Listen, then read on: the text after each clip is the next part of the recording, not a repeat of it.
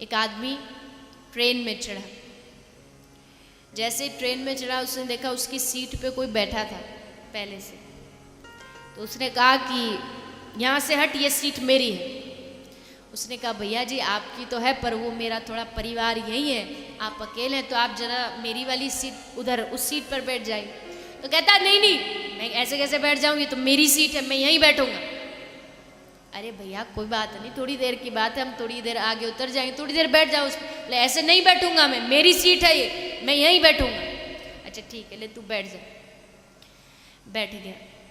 थोड़ी देर तक चलता चलता गया, फिर उसका गंतव्य, उसकी मंजिल आई। तो मंजिल आई, उठा और चलने लगा। जैसे जा रहा था तो पीछे से उस भाई ने आवाज दी, अरे भैया रुको रुको रुको। उसने पूछा हाँ जी। बोला आप कुछ भूल गए हो। क्या भूल गए? बोले अपनी सीट तो साथ में लेते जाओ। इतनी देर से चिल्ला रहे मेरी सीट मेरी सीट है, मेरी तो लेके जा।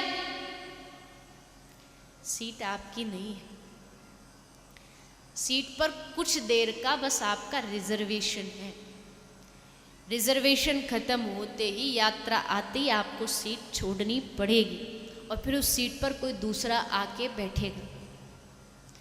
वैसे ही जीवन में किसी को 5 साल का भगवान ने जीवन दिया, रिजर्वेशन दी, किसी को 50 साल की, किसी को 100 साल की रिजर्वेशन।